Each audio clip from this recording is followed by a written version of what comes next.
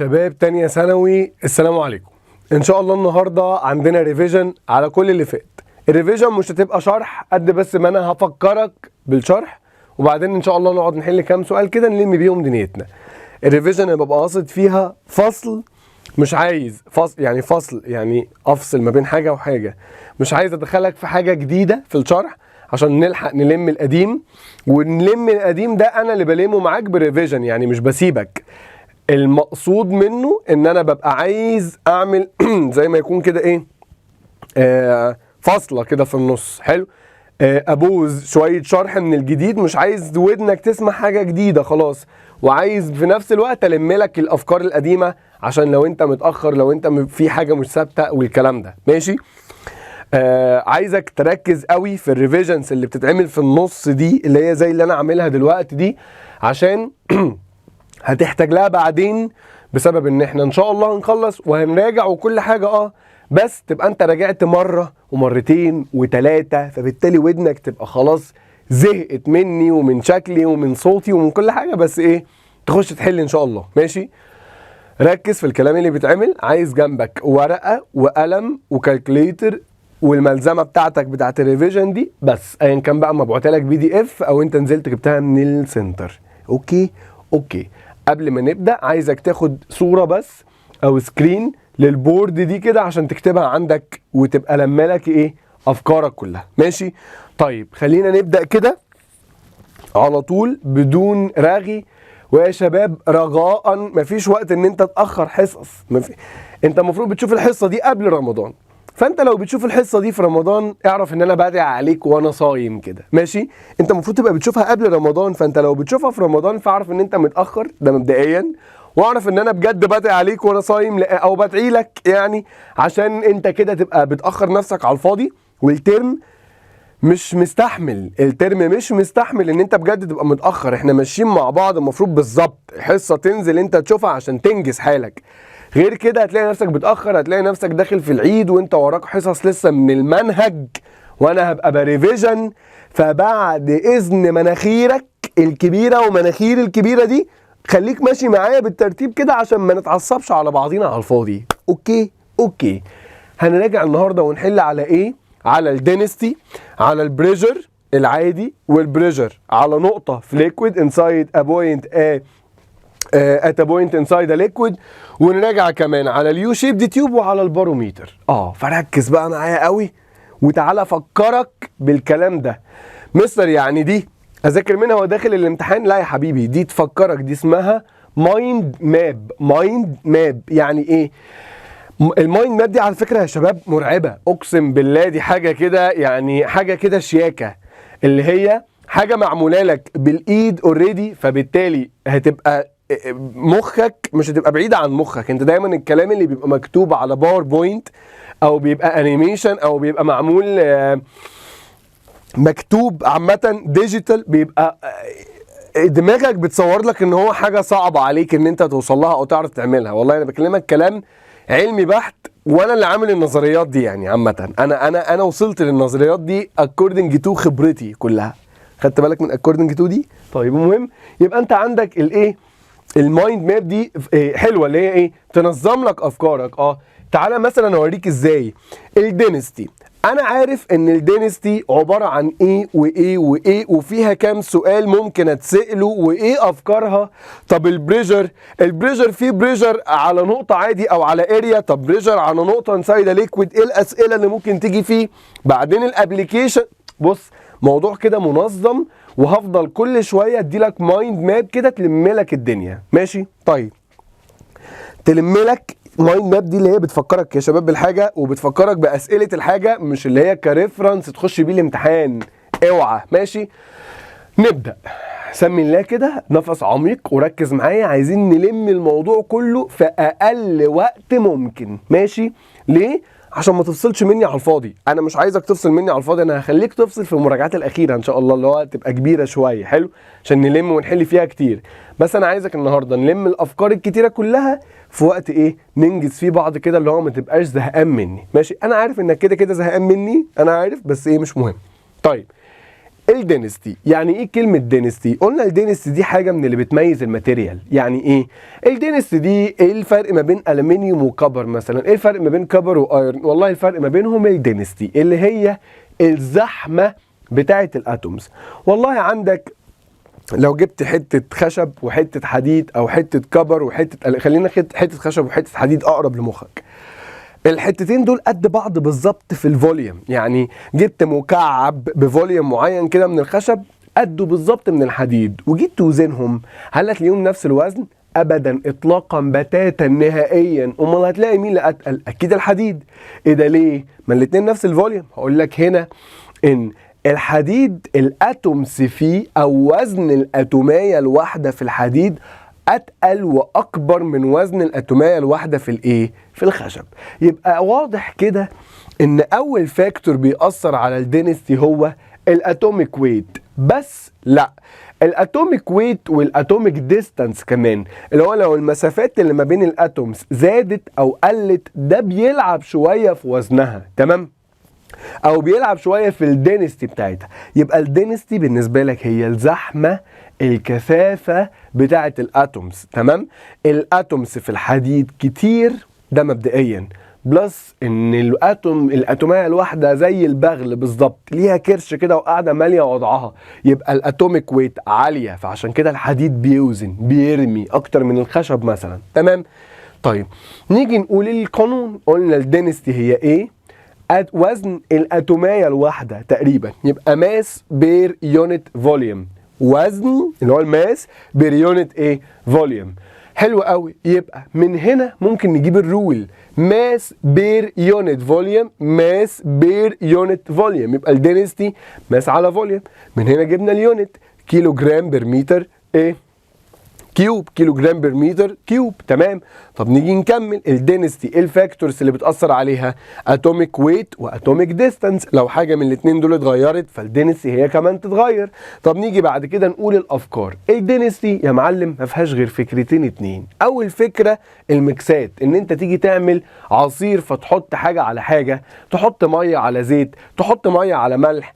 ايه الفرق ان انا احط ميه على زيت وميه على ملح؟ هقول لك. لو انت ركز في اللي انا بقوله، لو انت حطيت نص لتر ملح ونص لتر ميه مع بعض وجيت قلبتهم في بعض، هل كده بقى معاك لتر؟ نو، نيفر ايفر، مستحيل. ليه؟ الانجليش بتاعي سعفني جدا. ليه؟ لان انت عند سيادتك الملح بيدوب جوه الميه، فبالتالي الفوليوم مش هيبقى لتر، هيبقى اقل من لتر بكتير. طب لو حطيت نص لتر ميه ونص لتر زيت وجيت قلبت، كده انت معاك لتر ميه وزيت. ليه؟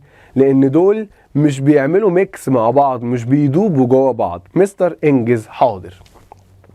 السؤال يجي ازاي؟ السؤال يجي كده، هيجي يقول لك حضرتك حطيت سبستانس 1 على سبستانس 2، تمام؟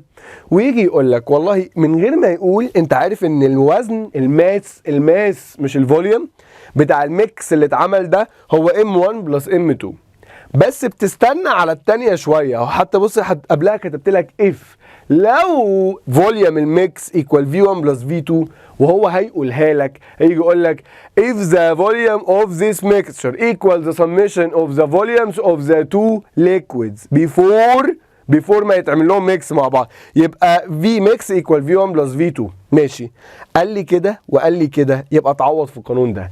density الميكس في فوليوم الميكس equal density 1 فوليوم 1 بلس density 2 فوليوم 2. مستر ايه اللي بيبقى required؟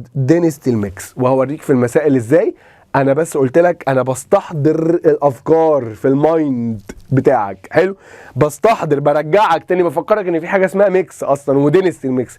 هوريك ازاي وانا بحل دلوقتي. اوكي، تاني حاجة لازم تفتكر لي حاجة اسمها ريلاتيف دينستي، دي مهمة ومكملة معانا في كل ده. ريلاتيف دينستي هي ايه؟ قلنا الريلاتيف، كلمة ريلاتيف يعني حاجة بالنسبة لحاجة. عزيزي الطالب، يعني لما تيجي مثلا تقسم الدينستي بتاعت الاويل على الدينستي بتاعت المية، هتلاقي ان الريشيو دي طلعت سمولر ذان 1. عارف ده معناه ايه؟ هقول يلا معناه ايه؟ معناه ان الاويل بتاع حضرتك اخف من المية، فبالتالي هيفلوت، هيطلع فوق. يعني ايه؟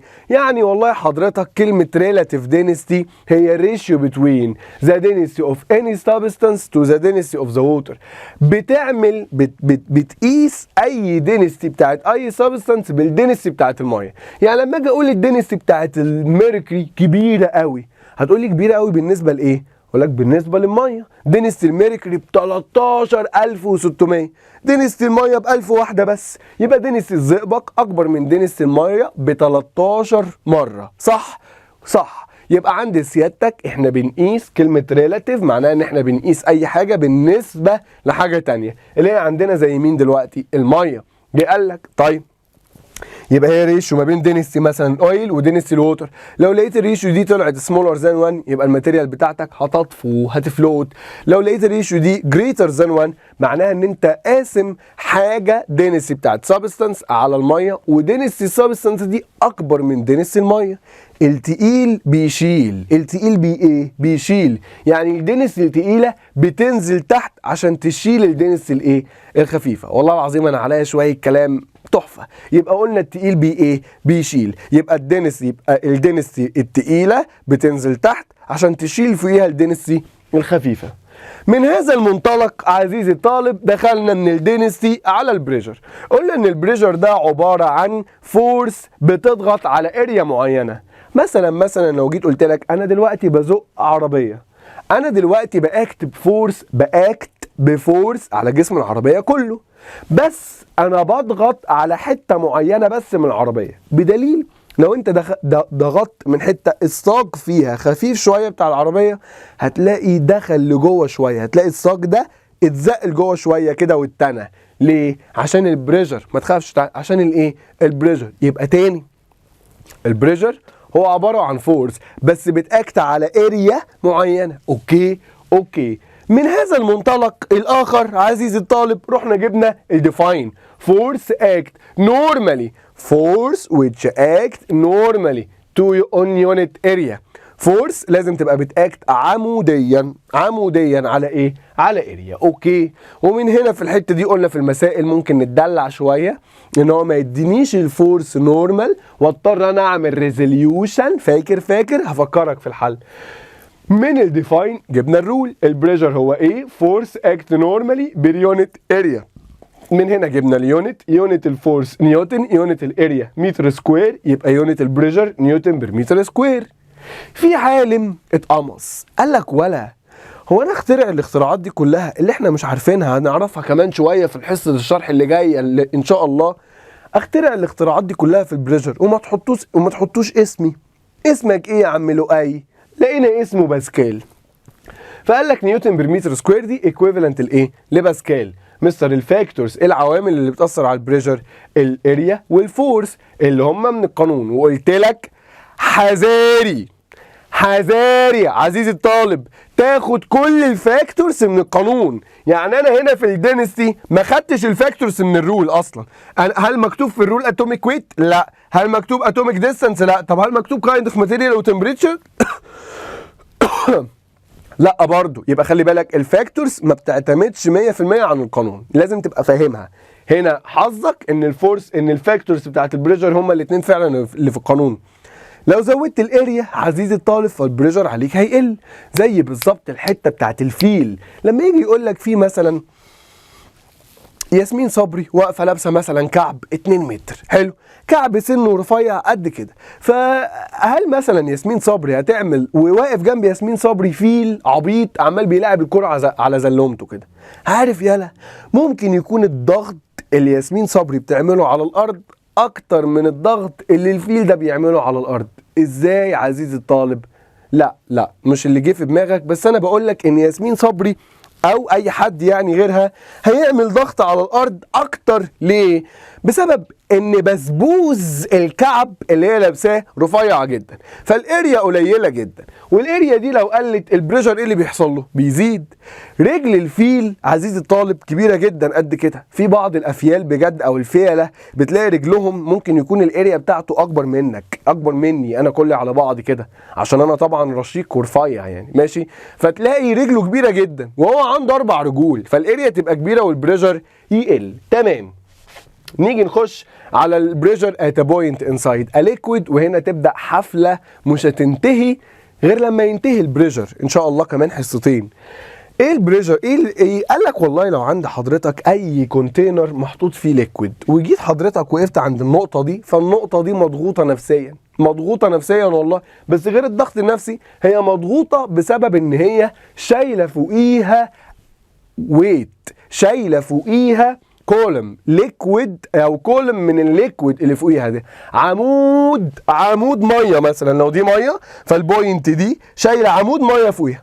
طب عزيزي الطالب، ما هو العمود ده ليه ماس، وما دام ليه ماس يبقى ليه ويت، وانت عارف ان الويت دي هي فورس بتضغط في اتجاه الارض، فبالتالي في فورس هنا بتضغط على النقطه، فورس واريا، يبقى في ايه؟ بريشر. عملنا قانونين، قانون اسمه البريشر بس اللي هو رو جي اتش. يعني ايه؟ يعني قلنا والله لو جبنا الليكويد ده اتقل شويه، فبالتالي النقطه دي الضغط عليها يزيد شويه. ليه؟ بسبب لو شلت مثلا ميه حطيت ميركوري، هتقول لي يا نهار اسود، ده الدنسيتي بتاعت الميركوري قد الدنسيتي بتاعت الميه 13 مره.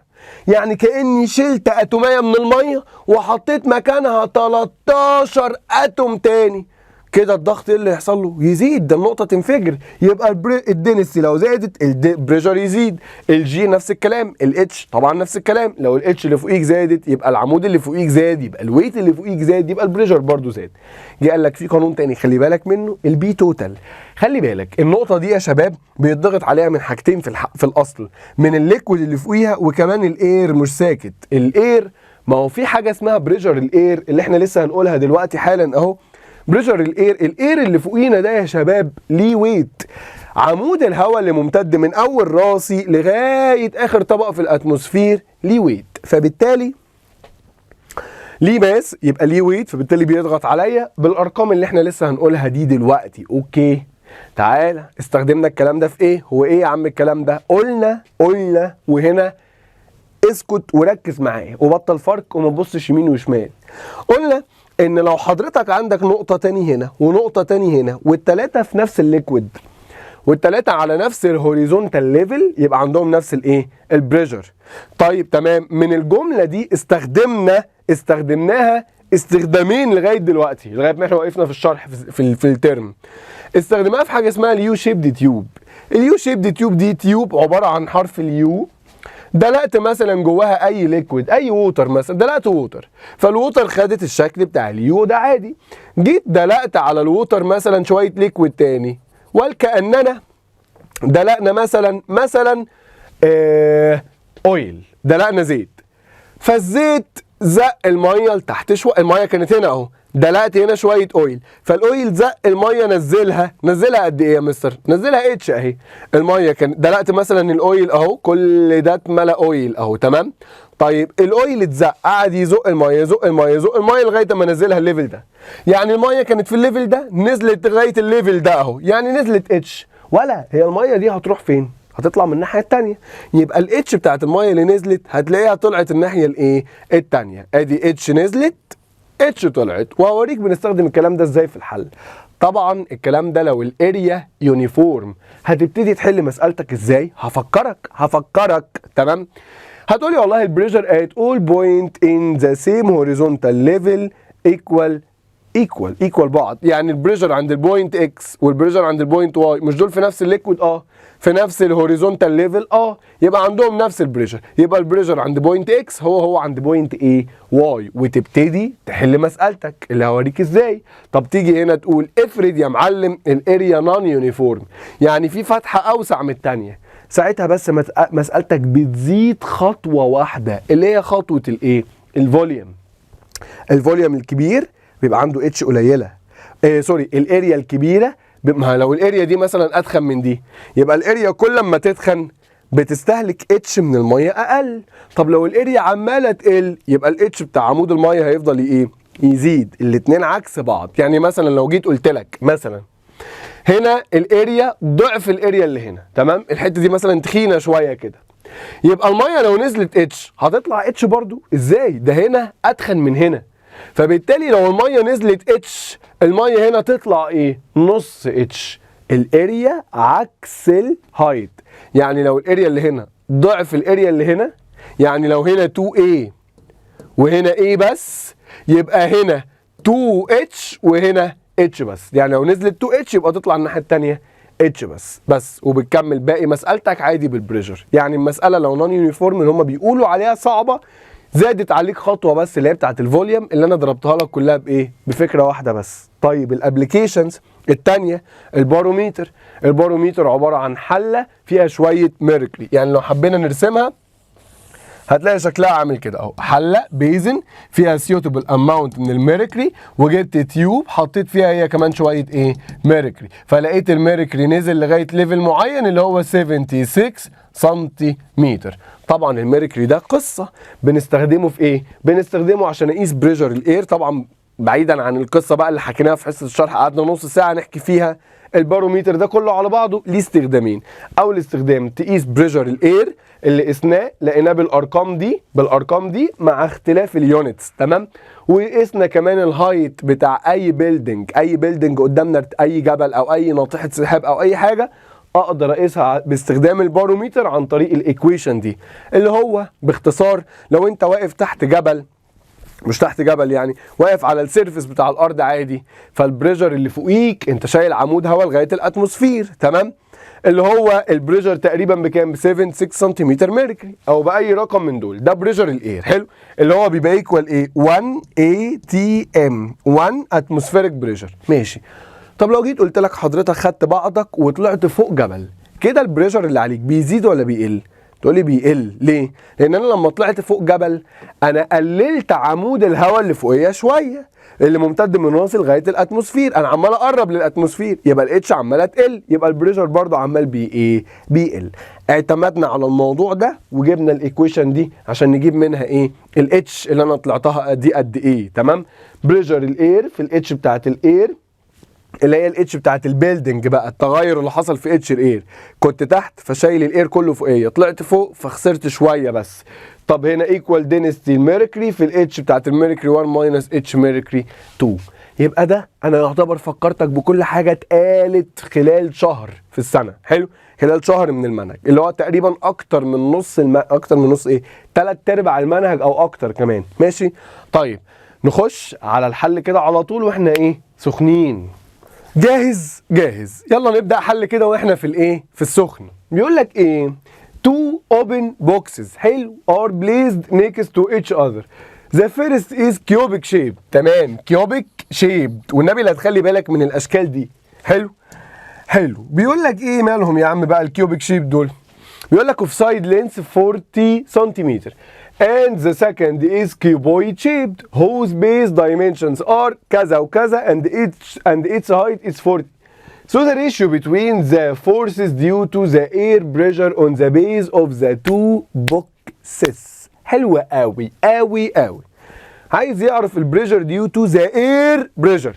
والنبي يا اخي لا تحط لي خط تحت كلمة due to the air pressure دي، عشان انا عارف ان دلوقتي في طالب بائس كحيان يجي يقول لك البريشر ايكوال الويت بتاع البوكس على الاريا، فالويت ايكوال ام جي على الاريا. واضح ان انا ممكن اجيب الاريا من الارقام دي ويعمل لك فيها كده اللي هو اينشتاين بس، ومعايا الجي، تمام، مع انه كان المفروض يديك الجي في المساله. يعني لو هو مدخلك في السكه دي، هو مش مديلك الجي بس انت تقول عادي الجي ب 9.8، غلطه في الامتحان هنعديها، بس ما يدينيش الماس، دي الحاجه بقى اللي انا مستحيل اعديها، وتعمل لهم كده قلق في اللجنه.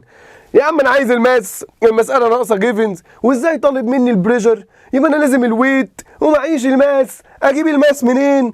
وتاخد احلى كشاف واحلى زيرو في نفس الوقت، لان انت ما خدتش بالك من كلمه ديو تو ذا اير بريشر، تمام. عايز يعرف الفورس اللي حصلت ديو تو ذا اير بريشر، تمام. فانت تبدا تقول طيب الاف 1 اوفر الاف 2 ايكوال، هو الفورس ايكوال ايه؟ بريشر في اريا، صح؟ الفورس ايكوال بريشر في اريا اهو، مش البريشر ايكوال فورس على الاريا، يبقى البريشر ايكوال، يبقى الفورس ايكوال بريشر في ايه؟ في اريا. يبقى اف 1 اوفر اف 2 بالراحه كده هتبقى ايكوال ايه؟ هتبقى ايكوال بي 1 في اي 1 اوفر بي 2 في اي 2. حلو. عوض يا باشا. بريشر الاير هتلاقيه مش هو قال لك ديو تو بريشر الاير اونلي؟ بريشر الاير بس. يبقى البريشر هو ما هو الاير بيضغط على البوكس الاولاني نفس الضغط على البوكس الثاني، اكيد مش مستقصد حد فيهم. الاريا بتاعت الكيوب بتبقى ايكوال ايه؟ قول يلا. لينس في ايه؟ او لينس سكويرد. يبقى دي السايد لينس اللي هو مديهولك سكويرد على الاريا 2. الاريا يا شباب بتاعت البيز بتاع الكيوبويد ايكوال ايه؟ لينس ملتبلاي ويدز، يعني 10 ملتبلاي كام؟ 20. ما تحولش ليه؟ لان دي ريشيو، فكده كده هيطلع بنفس الانسر.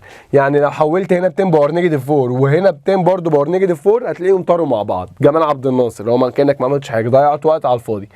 هيطلع لك على الكالكوليتر 8 اوفر 1. يبقى تخلي بالك من القصه دي، خلي بالك من القصه دي. هتخلي بالك اكتر من كده؟ خلي بالك منها بعد اذنك. ماشي هبل، خش في ده كده على طول. 3 A tank contains 2. يعني ايه يا شباب الكلمة دي؟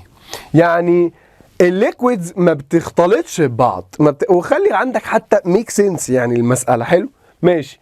liquids of density مديلك الدينستي ب 700 ومديلك الدينستي الثانية بكام؟ ب 600. تمام حلو قوي.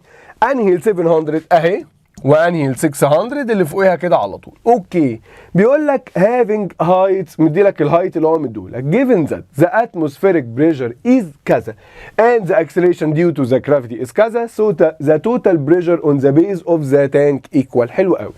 التوتال بريشر البي توتال ايكوال مين اللي بيضغط على البيز؟ هل اللي فوقيه بس؟ لا، ولا الاثنين. ومين عمال يضغط فوق مش ساكت؟ بريشر الاير.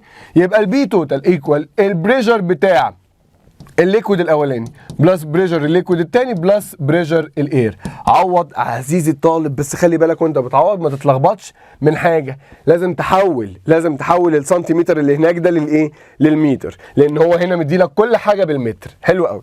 حول بي 1 رو 1 جي اتش 1 بلس بي 2 رو 2 جي اتش 2 بلس بريشر الاير اللي هو مديهولك. مش ناقص غير التعويض الجميل بايدك الجميله. تقوم كاتب الدينستي 1700 ملتبلاي الجي ب 10 ملتبلاي الاتش نحولها تبقى 0.6 بلس الدينستي 2 اللي هو مديلك ب 600 ملتبلاي الجي اللي هي ب 10 ملتبلاي الاتش اللي هي 0.2 بلس بريشر الاير اللي هو مديهولك 1.013 تايمز 10 باور 5. هيطلع بكام؟ هيطلع سي. ماشي. نيجي هنا ونخلي بالنا والنبي من الاشكال اللي شبه وشك دي، جميله زيك يا قمر، يخرب بيت حلاوتك. بص بيقول لك the opposite figure show connected vessels containing a liquid of density، يعني يعني كلهم فيهم نفس الليكويد بنفس الدنسيتي. اوكي. if the pressure of the liquid at point y is b، بيقول لك البريشر عند البوينت y ب b. so the pressure of the liquid at point x، عايز يعرف البريشر of the liquid at point x. عزيزي الطالب اهلا بيك في اول تخفيله هتتغفلها دلوقتي. هتقول يا مستر ايه المشكله؟ البريشر عند بوينت واي اصلا ايكوال ايه؟ هو البوينت واي فوقيها اتش، يبقى وهو قال لك ان الدينستي برو صح، يبقى رو جي اتش اللي هو بيقول لك البريشر عند البوينت واي بي، يبقى البي ايكوال رو جي اتش. اقفل عليه. طب البريشر عند بوينت اكس ايكوال ايه؟ هتقول لي طب ما هو مديني الاتش. هلاقيك بتشاور على ال 3 اوفر 5 دي، هديك كشاف ينيمك مش يفوقك. احنا بناخد الاتش اللي فوق النقطة ولا اللي تحت النقطة؟ ما تجيبليش نقطة، احنا بناخد الاتش اللي فوق النقطة. فما تقوليش يبقى 3 اوفر 5، لا، هتيجي تعمل لي انا كل دي باتش ودي من هنا لهنا 3 اوفر 5، يبقى الحتة دي بقد ايه؟ 1 ماينس 3 اوفر 5 تطلع 2 اوفر 5 يا حبيبي. ماشي. يبقى البريشر عند البوينت اكس انا عايز الاتش اللي فوق دي اللي هي 1 ماينس 3 اوفر 5 تطلع ب 2 اوفر كام؟ 5. يبقى البريشر عند بوينت اكس ب 2 اوفر 5 في نفس الدنسيتي في الجي في الاتش، يبقى اللي هي ايكوال 2 اوفر 5. كل ده على بعضه اللي هو اسمه ايه؟ بريشر اصلا عند بوينت واي. حلو. يبقى البريشر عند بوينت اكس ايكوال 2 اوفر 5 بي. انا متاكد ان انت لو كنت سبتك لوحدها كنت عملتها 3 اوفر 5. والله عارف. ماشي تعالى هنا ومساله جميله اخرى. بيقول لك عندك مثلا ميه وليكويد، ميه وزيت. حلو. بيقول لك water are poured into open container so after the two liquids ماشي عمال بيدباجة. بيقول لك شويه ميه وشويه زيت. تمام. The graph that represents the relation between the total pressure and the depth H inside this liquid is equals. حلو قوي. عايز يعرف الريليشن اللي ما بين البي توتال والايه والاتش انسايد ذا this liquid. بص يا معلم، هو البريشر بتاع الميه اكبر ولا بريشر الاير؟ ها ما تخلينيش اتحول عليك. بريشر الميه بريشر الميه اكبر ولا بريشر الاويل؟ هتقول لي بريشر الميه. صح. ليه؟ لان الدنسيتي بتاعت الميه اهي، الدنسيتي بتاعت الووتر اكبر من الدنسيتي بتاعت الاويل، يبقى البريشر اللي الووتر بتعمله اكبر من بريشر بتاع مين؟ اللي الاويل بيعمله. صح. طب الموضوع ده هيفيدني في ايه؟ يا لهوي، ده هيفيدني جامد كمان. ليه؟ طيب بص، هو الريليشن هنا يا شباب ما بين البريشر ومين؟ والاتش. صح اهو. لو حبيت تجيب اي السلوب هنا هتلاقي السلوب دلتا واي على دلتا اكس اللي هو بريشر على اتش. طب هو البريشر ايكوال ايه اصلا؟ رو جي اتش. لو قسمته على اتش فهيديني ايه؟ رو في جي. كلهم عندهم نفس الجي، يبقى الفرق في مين؟ قول الفرق في مين؟ في الدنسيتي. تاني صلي على النبي وبالراحه.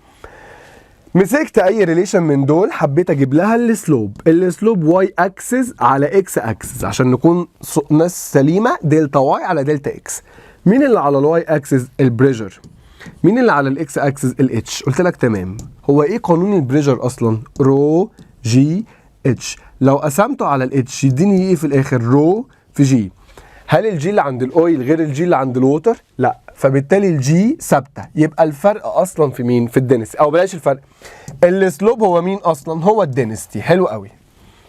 وانا قايل هنا ان دنسيتي الووتر اكبر من دنسيتي الايه؟ الاويل. يبقى السلوب بتاع الووتر اكبر من السلوب بتاع مين؟ الاويل. الله عليك. مبدئيا معناها ايه السلوب؟ اسلوب الووتر اكبر من اسلوب الاويل، يبقى السيتا بتاعت الووتر اكبر من السيتا بتاعت الاويل. ما هي السيتا بتاعت الووتر او الاسلوب هو تان السيتا، فلو الاسلوب كبير يبقى السيتا لازم تبقى كبيره. يعني من الاخر الريليشن اهي. تعالى كده هنا مثلا ادي الاكس اكسس دي سيتا ووتر، ادي الاكس اكسس دي سيتا اويل. مين اكبر من مين؟ سيتا ووتر اكبر من سيتا اويل. يبقى الجراف ده صح. طب ما تيجي نكمل كده، ممكن يطلع هو اللي صح كمان. هو البريش. طب ما تيجي هنا عندي بي يا شباب. ادي السيتا بتاعت الووتر، اللي بالازرق ده السيتا بتاعت الووتر، اللي بالازرق ده الميه، واللي بالاصفر ده الاويل. مش محتاجه فقاقه يعني. طب ودي سيتا اويل. طب ما واضح هنا ان برضو سيتا ووتر اكبر من سيتا اويل، يعني ده برضو ممكن يطلع صح. لا، لان هو قال لك التوتال بريشر. جراف التوتال بريشر مش بيبقى بادئ من الزيرو بسبب بريشر الاير. يعني ايه؟ يعني انت لو فضلت تقلل في الاتش لغايه اما وقفت فوق خالص ولا بقى فيه اويل ولا بقى فيه ووتر، هل مش هيبقى فيه بريشر؟ لا، هيبقى فيه بريشر. مين؟ الاير. فضلت تقلل في الاتش لغايه ما بقى بزيرو، هل البريشر يبقى بزيرو؟ لا، هتلاقي فيه بريشر بتاع مين؟ البريشر بتاع الاير. تمام. يبقى ده كان يبقى صح لو ما قاليش كلمه توتال، والمساله ما كانتش هتنفع عشان كان يبقى فيها اجابتين صح. هو قال لك كلمه توتال، يبقى احنا هنا والتكه المساله دي عاليه قوي عامه. طبعا ايه والسي غلط، لان هتلاقي مديلك سيتا الاويل اكبر من سيتا ايه، او الاثنين، وده بادئ من الزيرو كده. وده هتلاقي مديلك سيتا الاويل اكبر من ايه؟ من سيتا الووتر. حلو. بس مهم خش لي هنا مسائل عبيطه يعني. بيقول لك ادي الكيوبويد اهو، عايز يعرف انهي فيس من دول يعمل لك السمولست بريشر. سمولست بريشر يبقى عايز اكبر اريا. اقل بريشر اهو، البريشر ايكوال الويت بتاع البوكس ده كله على الاريا. عايز اقل بريشر يبقى انا عايز اكبر اريا اللي هي الفيس مين؟ اكس. الاكس ده اكبر اريا، يبقى اقول له حطه على فيس اكس يدي لك اقل بريشر يا معلم. نمبر 7. احنا في نمبر كام دلوقتي ان شاء الله كده بعون الله؟ نمبر 7. بيقول لك ايه؟ بيقول، ودي مهمه عامه، دي مهمه. بيقول لك a body of weight الويت اهو equal 364 نيوتن. تمام. sits on a chair. شخص ده الويت بتاعه قاعد على كرسي having 3 legs of weight 41 without touching the ground. يعني without touching the ground يعني هو قاعد على الكرسي من غير ما ايه؟ من غير ما يلمس الارض.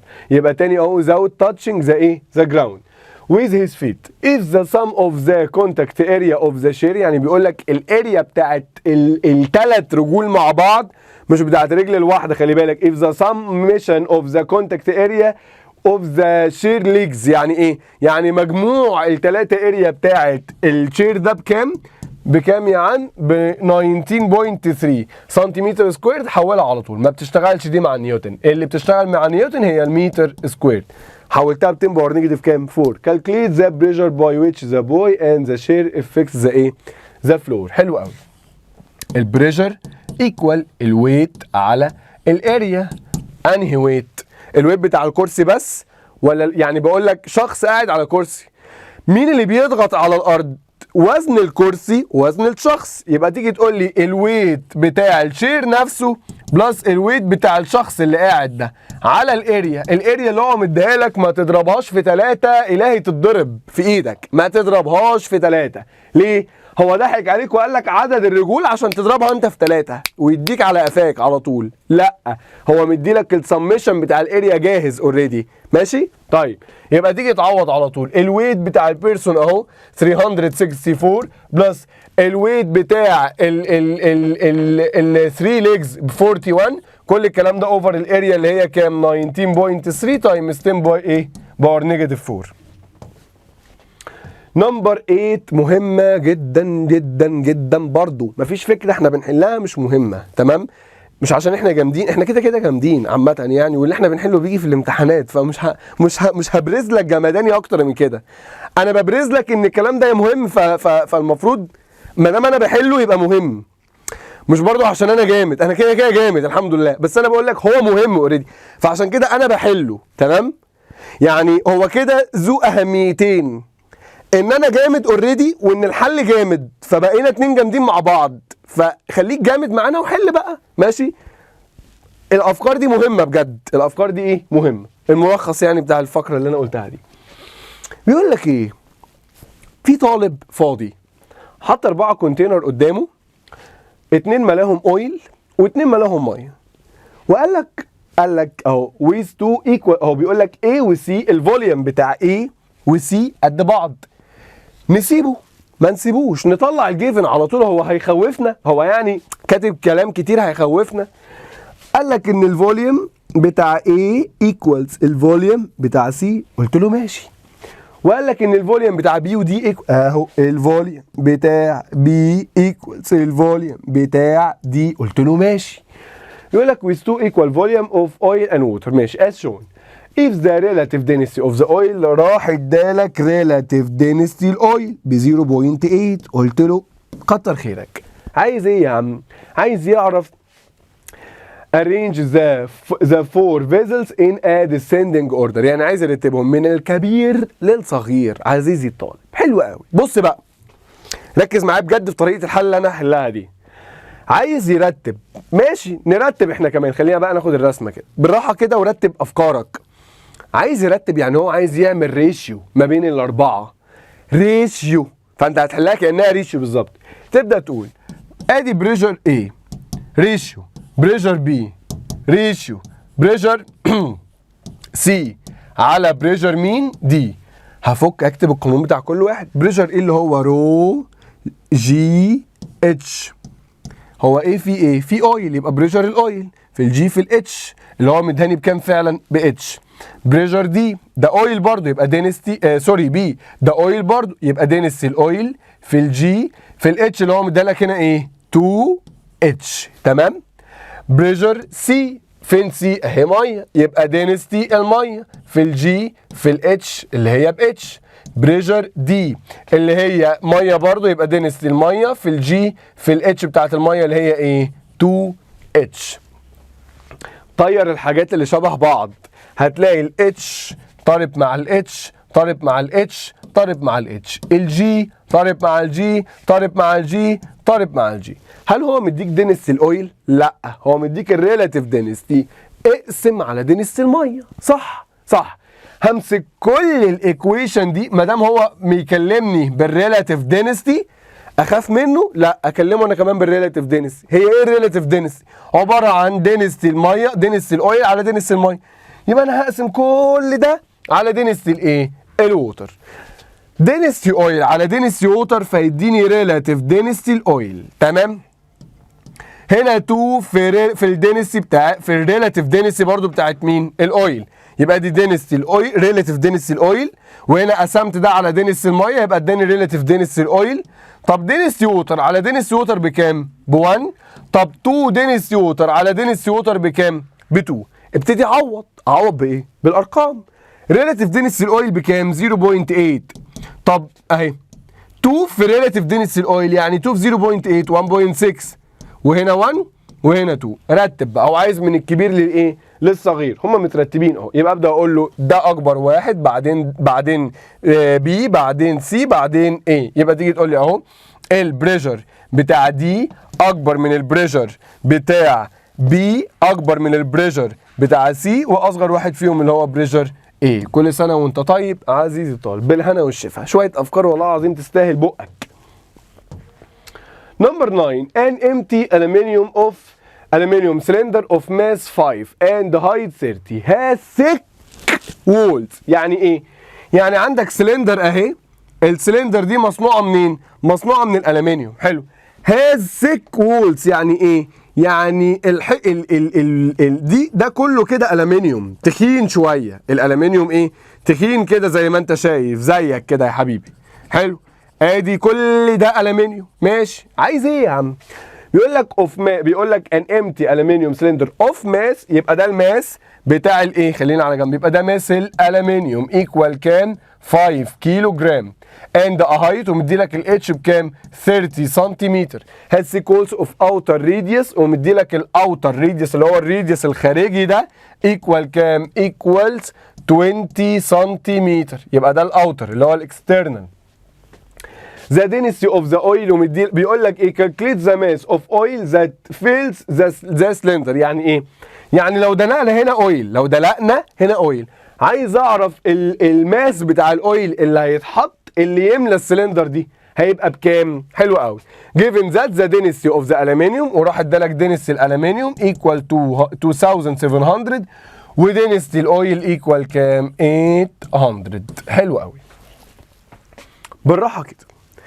هو انت عند سيادتك بالمنظر الجامد ده، هو انت دلوقتي لما تدلق هنا شويه اويل عايز اعرف الفوليوم بتاعهم. هو الفوليوم بتاع الاويل هيبقى ايكوال ايه؟ هل هو فوليوم السلندر كله؟ لا، هيبقى فوليوم السلندر كله متشال منه الايه؟ الثيك وولز دي، الحوائط التخينه اللي منه دي. تمام. طب انا مستر اعرف كل ده منين؟ يا عم اهدى، يا عم اهدى. اهو هنخلص. بص، هبدا اقول الدينستي او الفوليوم بتاع الالومنيوم ده، الالومنيوم ايكوال ايه؟ هو الدينستي ايكوال ماس على الفوليوم، يبقى الفوليوم ايكوال ماس على ايه؟ ماس الالومنيوم على دينستي الالومنيوم. هيطلع ايكوال كام؟ ماس الالومنيوم بكام؟ ب 5 كيلو جرام. دينستي الالومنيوم بكام؟ 2700. هتطلع بكام كده بالظبط ان شاء الله؟ هتطلع ب 1.83 تايمز 10 باور نيجاتيف 3. ده كده فوليوم مين يا شباب؟ الالومنيوم. اوعى تقول لي ان فوليوم الالومنيوم هو فوليوم الاويل، ازعل منك. ده احنا كده جبنا فوليوم الالومنيوم ده بس. تمام. طيب ابدا اكتب بقى. هو الفوليوم بتاع الانترنال شيب اقدر اجيبه؟ اقدر اجيبه اقسم بالله. ايه ده ازاي؟ فوليوم الانترنال، بص يا شباب، يعني لو رسمناها من فوق كده هيبقى شكلها عامل كده. بص، لو احنا بصينا عليها elevation كده من فوق، بص هي عباره من فوق كده عن سلندر، اللي جوه ده هواء، اللي جوه ده هواء، وده اللي انا عايز املاه زيت، وده كله الومنيوم. تمام. طب انا لو عايز اعرف الفوليوم بتاع الانترنال شيب اللي انا كاتب جواه هواء ده اللي هو بتاع الاويل المفروض، تمام، هعمل ايه؟ هعمل الاوتر شيب، الاكسترنال شيب ماينس الالومنيوم ده. يعني لو الفوليوم بتاع الشكل ده كله 5 والالومنيوم اللي بالاحمر ده ب1، يبقى الفوليوم بتاع الهواء هيبقى بكام؟ 5 ماينس 1 بكام؟ ب4. فكره جامده وتقيله. يبقى ابدا اقول اهو الفوليوم بتاع الانترنال اللي هو بتاع الزيت يعتبر، اللي هو بتاع الشكل اللي جوه اللي انا كاتب لك جواه هواء، هيبقى ايكوال ايه؟ هيبقى ايكوال الفوليوم الخارجي كله اللي هو الاكسترنال فوليوم ماينس الايه؟ الفوليوم بتاع الالومنيوم اللي احنا جبناه. اتمنى تكون واصله لك. يبقى فوليوم الانترنال شيب ده اللي انا عايزه هيبقى ايكوال ايه؟ فوليوم الاكسترنال شيب اللي هي فوليوم السلندر العادي الاكسترنال شيب اللي هو باي ار سكويرد في اتش. فوليوم السلندر اريا في هايت، يبقى باي ار سكويرد في ايه؟ في اتش. يبقى ايكوال الفوليوم اكسترنال اللي هو باي ار سكويرد ملتبلاي اتش ماينس فوليوم الالومنيوم اللي هو 1.83 تايمز 10 باور نيجاتيف كام؟ 3. خلصت يا معلم. يبقى الكلام ده كله ايكوال، هتعوض باي الريديوس معاك بكام؟ ب 0.2 اللي هو حولته لمتر ملتبلاي الاتش بكام؟ ب 0.3 ماينس 1.83 تايمز 10 باور نيجاتيف كام؟ 3. هيطلع فوليوم الانترنال شيب اللي هو هقدر احط فيه كل اويل في الاخر بكام؟ ب 0.036 متر كيوب. حضرتك خلاص حسبت الفوليوم؟ اوعى الفرحه تاخدك وتنسى تحسب الماس، هو عايز الماس اصلا. يبقى تيجي تقول لي تمام، يبقى الماس ايكوال دينستي، ماس الاويل ايكوال دينستي الاويل في فوليوم الايه؟ الاويل. دينستي الاويل مديها لك ب 800 ملتبلاي فوليوم الاويل اللي هو 0.0 كام؟ 36. الحمد لله على السلامه عزيز الطالب، اللي هي هتطلع 28.8 ان شاء الله. اوكي. بيقول لك ايه هنا؟ an empty dry glass cup has a mass of، يعني وزن الكوبايه لوحدها بكام؟ ب 200 جرام.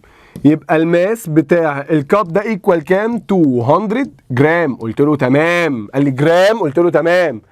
when it's filled with a liquid of relative density كذا. بيقول لي لما حطيت liquid الريلاتيف density بتاعته بكام؟ ب 0.75 the mass of both the cup and the liquid together become كام؟ 500. يعني الكوبايه لوحدها وزنها كان 200، الكوبايه بالليكويد وزنهم بقى 500. يبقى وزن الليكويد يا حماده كام؟ الام بتاعت الليكويد على طول كده هاتها وانجز، ايكوال كام؟ 300 جرام. 300 وزن الكوبايه لوحدها 200، حطيت جواها شويه ليكويد بقى وزنهم 500، يبقى انت حطيت قد ايه؟ اسم الله عليك 300. If this cup is filled with water the mass of the cup and the water together become بيقول لك لو حطيت بقى لو حطيت ميه يبقى وزن الميه والكب بقى كام مع بعض؟ يبقى انت يعتبر محتاج الماس بتاع الووتر، عشان لو جبت ماس الووتر خلاص هتجمعه على ماس الكب يطلع الايه؟ الانسر. ماس الووتر ايكوال ايه؟ ايكوال دينستي الووتر اللي هو رقم ثابت مديهولك ملتبلاي او الريلاتيف دينستي ب 1 جرام بير سنتيمتر سكوير كيوب ملتبلاي الايه؟ الفوليوم بتاع الووتر. يبقى انت معاك الدينستي، يبقى انت ناقصك مين؟ فوليوم الووتر. بص انا بفكر ازاي؟ عايز ماس، معايا دينستي، يبقى ناقصني مين؟ الفوليوم. ماذا افعل؟ اعمل ايه عشان اجيب الفوليوم بتاع الميه؟ ما هو فوليوم الميه هو بالظبط فوليوم الليكويد اللي كان قبل الميه، صح؟ يبقى تبتدي تقول تمام، ما انا معايا ريلاتيف دينستي ومعايا ماس الليكويد، يبقى فوليوم الووتر ايكوال فوليوم الليكويد اللي هو هيبقى ايكوال ايه؟ ماس الليكويد على الدنسي بتاعت مين؟ الليكويد. ماس الليكويد بكام؟ 300 جرام. دنسي الليكويد بكام؟ 0.75. يا مستر بس دي ريلاتيف. يا عم اعمل لها ملتبلاي 1 ما بقتش ريلاتيف خلاص. والله العظيم والله ما هو مديك الدنسي بتاعت الميه. معايا ريلاتيف دنسي حولتها لدنسي عاديه، ضربت عملت ملتبلاي 1. خلاص كده انا حسبت فوليوم الايه؟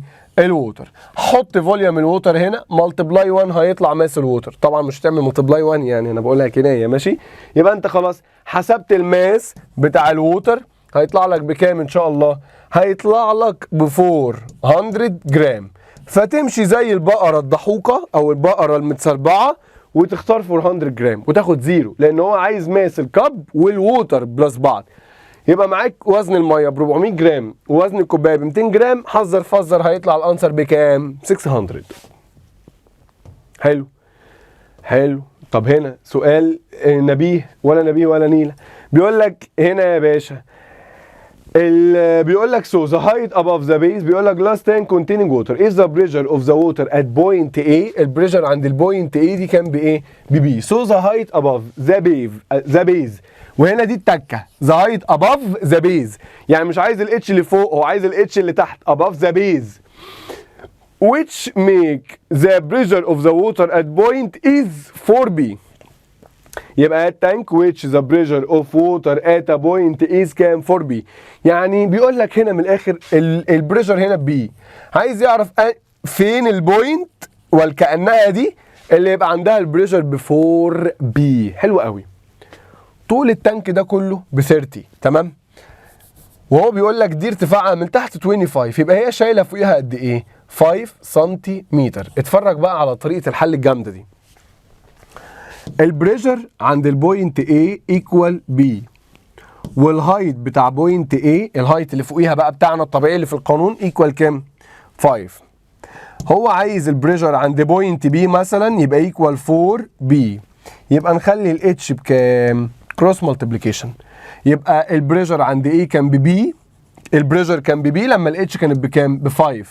طب انا عايز اخلي البريشر ب 4B اخلي الاتش بكام كروس مالتيبليكيشن ده في ده على ده 5 في 4 ب 20 يبقى ده في ده على ده 20 بي اوفر بي بكام ب 20 يبقى الاتش ايكوال كام 20 سنتيمتر. فتمشي بنفس الكونسبت بتاع البقره المتسربعه برضو وتقوم قايل 20 غلط.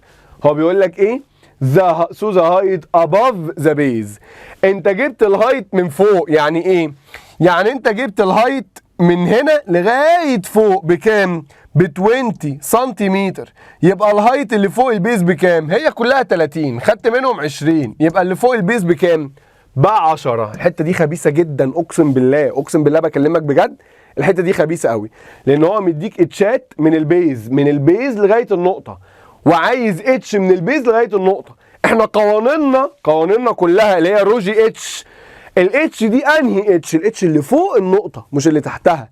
فبالتالي انا عدلت المساله ازاي هو مديني ارتفاع دي 25 وده كله 30 يبقى الاتش اللي فوقها بكام ب5 يبقى البريشر كان ب5 كان ببي لما الاتش كانت ب5. طب البريشر امتى يبقى ب4 بي عملت كروس مالتيبليكيشن اهو ده مالتبلاي ده على ده فطلعت ب 20 بس دي انهي اتش الاتش بتاعتنا اللي فوق النقطه يبقى اللي فوق النقطه ب 20 يبقى النقطه على ارتفاع كام 10 بس ماشي لانه ده كله 30. ماشي كمل معايا كده نخش شويه على الباروميتر واليو شيبد تيوب.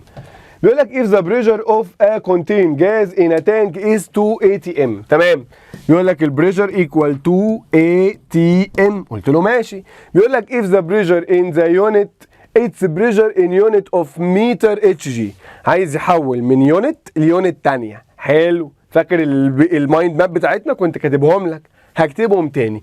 هنقول لو حضرتك مليمتر اتش جي يبقى البريشر بتاعك ب 0.76 لو بالسنتيمتر اتش جي يبقى ال1 اي تي ام ده ال1 اي تي ام بيبقى ايكوال الرقم ده.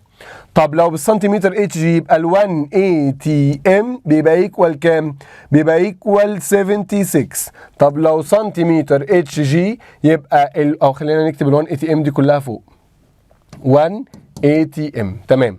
لو بالسنتيمتر اتش جي يبقى ال1 اي تي ام بيساوي كام بيساوي 7 لا دي مليمتر بقى 760 وهي بالظبط التور زي ما كتبنا قبل كده وقلنا. طب البار عامل كام 1 اي تي ام البار عامل 1.013 يبقى ال1 اي تي ام عامل قد ايه من البار 1.013 تمام. طب عندك ايه كمان باسكال اللي هي نيوتن بالمتر سكوير 1.013 تايمز 10 باور نيجاتيف كام 15 يعني الرقم ده بيساوي 1 اي تي ام الرقم ده بيساوي 1 اي تي ام وهكذا. طب هنا بيقول لك 2 اي تي ام اذا كان ال1 اي تي ام احنا نكتب القانون البريشر ايكوال الكوانتيتي اللي حضرتك عايز تحولها اللي هي هنا كام 2 ملتبلاي الكوانتيتي ملتبلاي الريكوايرد على الجيفن. يعني ايه الكوانتيتي هنا ب2 تمام هو عايز يحولها لايه ده اسمه ريكوايرد عايز يحولها لايه للمتر اتش جي صح. اجي على متر اتش جي الرقم بتاعه بكام؟ 0.76. يبقى هتعمل ملتبلاي 0.76 على الجيفن اللي هو كام؟ الاي تي ام نفسه، هو مديها لك بالاي تي ام اللي احنا عندنا الرقم ده بكام؟ 1 اي تي ام. يعني هي مش محتاجه، هي جايبها لك من الاي تي ام فهي سهله، بس انا حبيت اطبق القانون قدامك اللي هو الريكوايرد على الجيفن. بتلاقي الكوانتيتي، يعني مثلا لو ده مثلا كان 2 بار كنت هضرب، يبقى كنت عايز احول ال 2 بار، يبقى هنا الرقم طلع خلاص 1.96 عامه. بس افرض مثلا قال لك 2 بار عايز احولها للمتر اتش جي، يبقى هضرب 2 ملتبلاي المتر اتش جي بكام؟ 0.76. طب البار بكام؟ واجيب رقم البار اقوم رازعه ايه؟ في الجيفن. ماشي؟ يو شيبد تيوب، مسألة مهمة. بيقول لك the opposite figure show a U-shaped tube of uniform cross section area. حلو. بيقول لك two liquids X and Y are equilibrium. So the ratio between، حلو قوي، the mass of the column of the liquid X to that of the liquid Y above the level of the separating surface. يعني عايز يعرف الماس ده، وزن الحبة دول على وزن الحبة دول بكام. سؤال خبيث قوي. هو قال لك الريشيو بتاعت الماس مش الدينستي، صح؟ لان هو لو كان طالب الدينستي كنت قلت دينستي اكس على دينستي واي ايكوال اتش واي على اتش اكس، لان الاثنين انفرس، وتبتدي تعوض اتش واي بكام؟ اتش واي اللي هي فين؟ احنا اهو ب 2 اوفر 3 اتش اوفر اتش اكس اللي هي بكام؟ باتش، فالاتش تطير مع الاتش فتطلع ب 2 اوفر كام؟ 3. في ناس عملت كده اوريدي مش عارف ليه. هو قال لي ريشيو الدينستي، لا هو عايز ريشيو الماس. ريشيو مين؟ الماس. طب بالراحه كده، ما دام الاثنين ما هو ما دام ده كده السيبريتنج سيرفيس، تمام؟ طيب ما دام الاثنين على نفس النقطه يبقى الاثنين عندهم نفس الايه؟ البريشر. هو يا شباب مش البريشر اصلا ايكوال الفورس على الاريا؟ لو عندهم نفس الاريا وعندهم نفس البريشر يبقى عندهم نفس الفورس اللي هي مين؟ الويت. تاني، ما دام الاثنين على نفس النقطه يبقى عندهم نفس البريشر وهم عندهم نفس الاريا، هو اللي قال ان هم يونيفورم، يبقى عندهم نفس الايه اوريدي، برضو عندهم نفس الفورس اللي هو نفس الويت اللي هو نفس الماس. انت متخيل؟ يبقى ما دام نفس البريشر يبقى نفس الفورس يبقى نفس الويت يبقى نفس مين؟ الماس. يبقى الريشيو اصلا 1 to 1، ومساله جامده جدا لعلمك. طيب بيقول لك هنا ايه؟ بيقول لك the opposite figure show a mercury barometer being used to determine the atmospheric pressure where it's found to be 75 centimeter. So if the pressure at point X equal الرقم ده. حلو قوي. height X عايز يعرف ال H هتبقى بكام؟ يعني هو بيقول لك ايه؟ بيقول لك البريشر بتاع الاير لقيناه بكام؟ 75 سنتيمتر. if the pressure at point X يعني البريشر عند البوينت دي بكام؟ بالرقم ده. عايز يعرف الهايت بكام؟ تعويض مباشر، هو بس بيوهمك بفيلم. هتقول له تمام، البريشر ايكوال رو جي اتش، انا عايز الاتش يبقى الاتش ايكوال بريشر على رو في الايه؟ في الجي. البريشر هو مدولك بكام؟ 46.648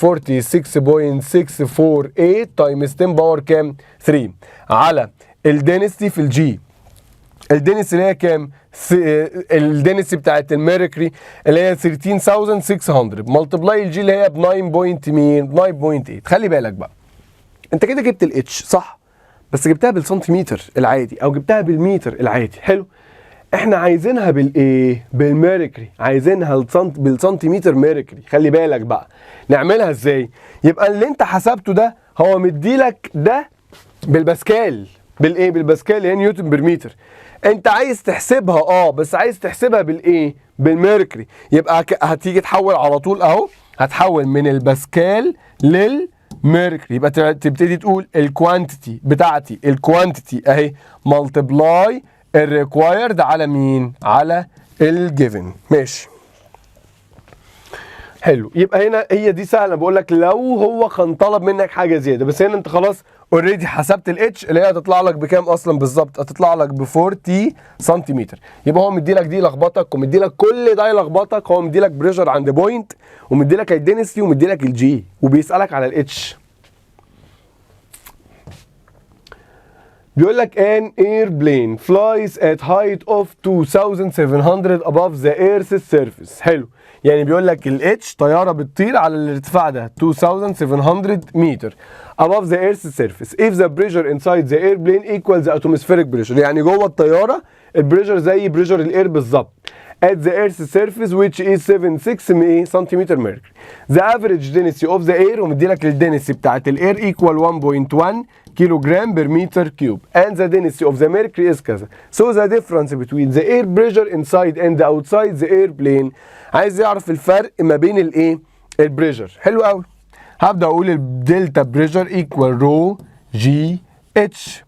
الرو بتاعتي بكام؟ اللي هي بتاعت الاير عادي 1.1 كيلو جرام 1.1 تمام. ملتبلاي الجي اللي هي كام؟ الجي مديها لي بكام؟ ب 9.8. ملتبلاي الاتش اللي هي كام؟ 2007 كام؟ 100. حضرتك حسبت خلاص البريشر بس طلع لك بالايه؟ اللي انت حسبته ده اليونت بتاعته نيوتن بير متر سكويرد. ناقص بس ان انت حضرتك تحولها للسنتيمتر اتش جي عشان واضح ان هو مدي لك كل الايه؟ كل اليونتس بالسنتيمتر اتش جي. يبقى تاني هو عايز يعرف فرق البريشر تمام. انت حسبته خلاص اوريدي بس عايز تعرف باليونت تحولها. يعني هو مديلك باسكال انت حسبتها بالباسكال عايزين بقى نحولها للسنتيمتر. حلو، يبقى نبدا نقول اهو البريشر ايكوال الكوانتيتي اللي هي دي مالتبلاي الريكوايرد احنا عايزينها بالسنتيمتر. بريشر الاير بالسنتيمتر كان بكام؟ هو مديهولك اهو ب 76 اوفر البريشر الجيفن اللي انت جايبه. انت جايب البريشر بالباسكال. هو بريشر الاير بالباسكال بكام؟ 1.013 تايمز 10 باور نيجاتيف 8 تايمز 10 باور 5. حلو، طبعا انت المفروض تبقى حافظ الارقام دي وتشوف هتطلع لك بكام بالظبط. هتطلع 21.8. طيب هنا بيقول لك ايه؟ if the relative density of the oil is 0.6 the relative density of liquid x is كام؟ حلو قوي. عايز يعرف الريلاتيف دنسيتي بتاعت الاكس. حلو، احنا هنبدا مسالتنا عادي. البريشر عند البوينت دي هو البريشر عند البوينت دي. يبقى نيجي نقول البريشر مثلا عند البوينت اكس نسمي دي اكس ونسمي دي واي. بص كده دي 20 كلها ومن هنا لهنا 5 يبقى طول اتش الاويل دي بكام؟ مش محتاجه بقى 15 صح؟ يبقى تيجي تقول البريشر عند بوينت اكس ايكوال البريشر عند بوينت واي. مين بيضغط على البوينت اكس؟ ليكويد اكس اللي هو ايه؟ دنسيتي اكس ملتبلاي الجي ملتبلاي الاتش بتاعت اكس اللي هي كام؟ 20 سم اللي هي هنخليها 0.2 حولناها للمتر ايكوال بريشر بوينت واي. مين بيضغط على بوينت واي؟ حاجتين ميه وزيت. يبقى ايكوال بريشر الميه اللي هو دينستي ووتر في الجي في اتش الووتر اللي هي 0.05 بلس دينستي الاويل اللي هي بريشر الاويل اللي هو دينستي اويل في الجي في الاتش بتاعت الاويل اللي هي 0. كام؟ 15. حلو حلو ماشي 0.15 مش 5. هتلاقي يا معلم الجهات كلها طارت مع بعض كتر الف خيرها. هو مدي لك ريلاتيف دينستي يبقى تقسم كل ده على الريلاتيف على الدينستي الايه الووتر. قلت لك لما يدي لك ريلاتيف دينستي اشتغل انت كمان بالريلاتيف دينستي بالذات ان هو طالب الريلاتيف دينستي بتاعت اكس. يبقى هقسم ده على دينستي الووتر وهقسم ده على دينستي الووتر وهقسم ده على دينستي الايه الووتر. دينستي اكس على دينستي ووتر يبقى دي ريلاتيف دينستي اكس اللي هو عايزها ملتبلاي 0.2 ايكوال ووتر طارق مع ووتر يبقى لك 0.05 بلس دينستي اويل على دينستي ووتر يبقى ريلاتيف دينستي الاويل ملتبلاي 0. كام؟ 15. عوض يا معلم معاك كل حاجه معاك اهو. يبقى 0.2 في ريلاتيف دينستي اكس ايكوال 0.05 بلس ريلاتيف دينستي الاويل اللي هي كام مديها لك 0.6 ملتبلاي 0. كام؟ 15. طيب كفايه كده كفايه كده. عايزك تقعد تاكل الشيت ده اكل عشان تبقى لميت افكارك كلها. يبقى تمسك المايند ماب تكتبها كده في ورقه فلوسكاب كده بالعرض تمام وتكتب دي المايند ماب بتاعت الدينستي والبريشر واليو شيب دي تيوب وايه كمان والباروميتر. حلو، وتيجي بعد كده تحل المساله الملزمه دي تاكلها اكل بجد حرفيا. وتيجي بعد كده ايه تقزقز بقى في الهوم ورك بتاعك لغايه اما تاخد حاجه جديده ان شاء الله. كفايه كده عليكم والسلام عليكم.